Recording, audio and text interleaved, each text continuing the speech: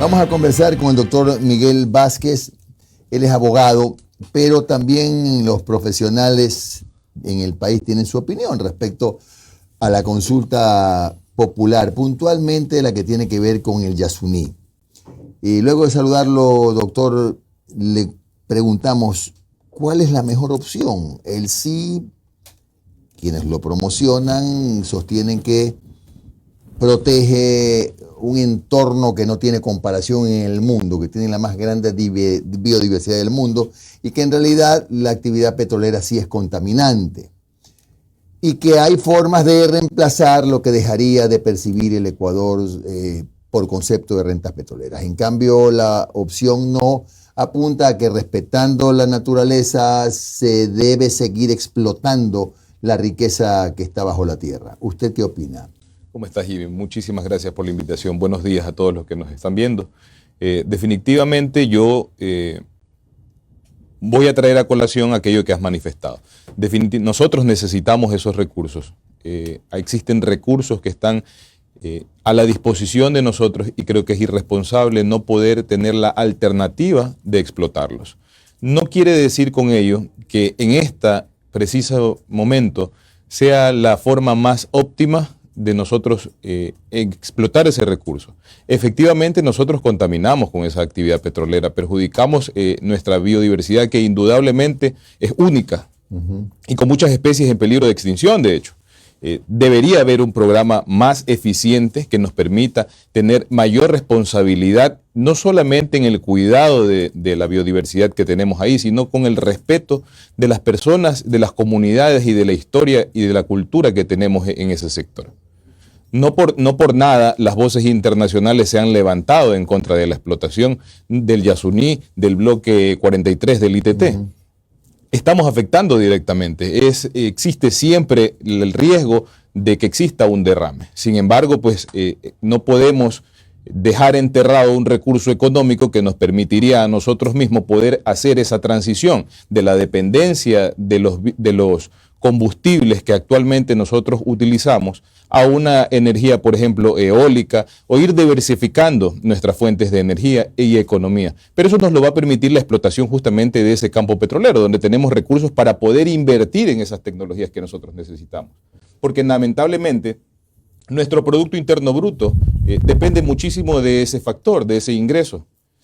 ¿Cómo vamos nosotros a destinar recursos económicos para la implementación de nuevas tecnologías o de la misma educación de las personas que están en ese sector si no explotamos ese recurso?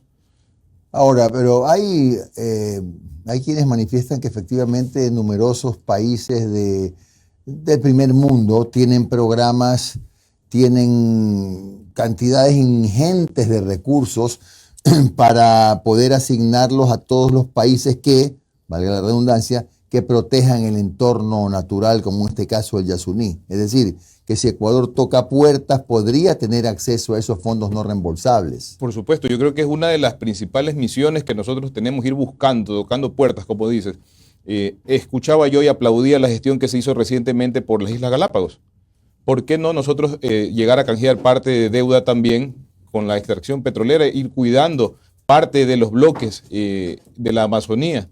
Ir comprometiendo a la comunidad internacional a que también nos ayude a cuidar esa biodiversidad y esa atmósfera, ese pulmón que tiene nuestra atmósfera. Todos nos beneficiamos de aquello, no solo los ecuatorianos. Por supuesto que sería lo ideal, pero nuestra principal preocupación debería cuidar a las personas que están ahí, ser justos y equitativos con lo que ellos reciben. Porque a pesar de que escuchamos muy demagógicamente que efectivamente le asignas un valor presupuestario, por darte una comparación, asignas $20 por ciudadano de Guayaquil versus $200 por un ciudadano de la Amazonía. Lo escuchas muy bonito, pero si comparas la cantidad de ciudadanos de Guayaquil versus las de la población que estás dándole $200, no tiene comparación. Vas a sumar muchísimo más esos $20 por miles que somos en Guayaquil, bueno, por ejemplo. Y también habría que agregar que uno no tiene claro cómo mismo o a dónde mismo va esa plata, porque el estado de la vialidad de la Amazonía es un verdadero desastre, según los últimos reportes. Omar. Doctor, buenos días. Omar Janel, de Salud. Hay esta gran polémica sobre cuánto verdaderamente está dejando el bloque del Yasuní que se está explotando. Unos dicen que son 1.200 millones, otros que son 800 millones, otros que son 400 y unos que dicen que con costos de movilización, de operación y todo, más el castigo propio, llega a apenas 150 millones de dólares y que sale más rentable proteger este bien que tenemos todos los ecuatorianos, que podríamos salir a mercados internacionales a buscar los famosos bonos verdes de ciertas potencias, que es un mercado que quizás ya está más maduro que cuando se lanzó, por ejemplo, la iniciativa Yasuní-TT, que ya ha tomado más cuerpo este tipo de los bonos verdes, ¿no es verdad? ¿Por qué no apelar a eso en vez de seguir explotando el petróleo? Yo creo que no debes dejar de apelar a aquello. Creo que es una labor que debes mantener siempre, de acudir a la comunidad internacional para que nos ayude a conservar. Pero no con aquello quiere decir que nosotros debamos atarnos de mano y erradicar cualquier capacidad extractiva. Es decir, si en algún momento nosotros lo necesitamos, tienes que tener la capacidad de poder acceder a aquello. No nos podemos atar de mano. Bienvenida sea toda la contribución que internacionalmente podamos recibir para conservar, para mitigar el efecto que podamos tener nosotros o el impacto que podamos tener en la naturaleza. Definitivamente deben haber grandes planes de reforestación, de conservación en nuestra naturaleza. Y no se diga de la afectación que tienen culturalmente los pueblos, por ejemplo, no contactados. Eso le iba a preguntar, doctor. ¿Qué pasa? Ojalá nunca ocurra, pero es una posibilidad. ¿Qué pasa en el momento en donde por la explotación, por la actividad petrolera en este bloque, se llega a afectar de una u otra forma a estas comunidades no contactadas, los Tagaere, Taromenani? Usted sabe que eso, ante las cortes internacionales, es uno de los temas más delicados que puede haber. Yo creo que no es que llega a pasar, es lo que está pasando, o sea, es la realidad. Nuestras comunidades que están muy, muy cerca realmente de la explotación petrolera son siempre afectadas y están rogándole a Petroecuador que les ayuden a construir una casa, que les ayuden a poner algún camino vecinal para que ellos puedan acceder, cuando ellos son los que realmente nos están financiando a nosotros nuestra comodidad y nuestro progreso. Entonces, ya se están afectando, su forma de vida se afecta de inmediato, de inmediato que nosotros pisamos la Amazonía. Pero, a ver, pero no siempre de manera positiva, doctor. No, para nada. O sea, obviamente, estás alterando todo su entorno. No, claro, o sea, si a través de la explotación de petróleo tú les das carretera, les das una escuela, bueno, fuese si no se los diésemos. Exacto.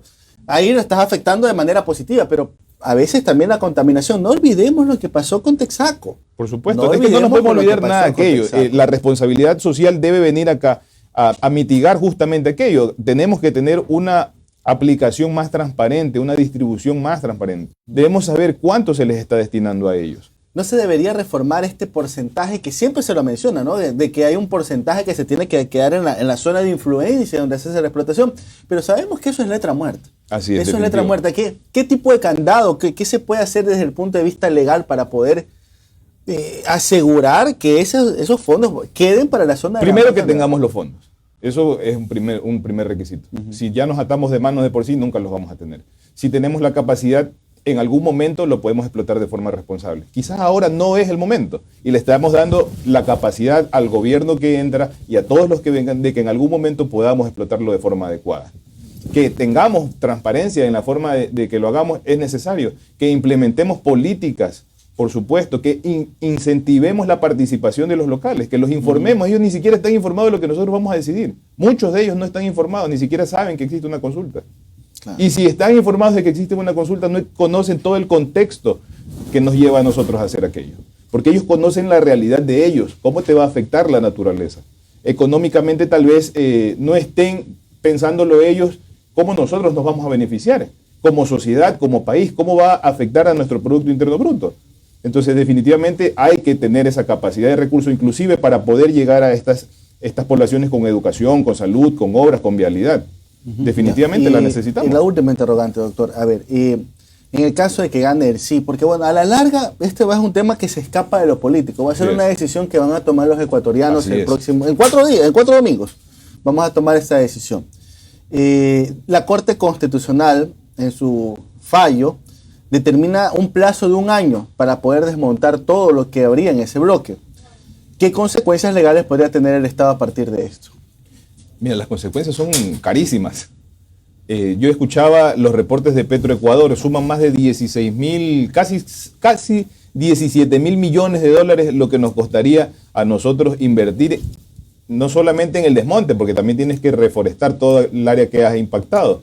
Cada una de esas bombonas o esos grandes almacenamientos costaban más de 300 millones de dólares y cada cosa así que está en estas plantas cuesta 300 millones, 500 millones. O sea, la inversión que existe actualmente en nuestros campos es grandísima.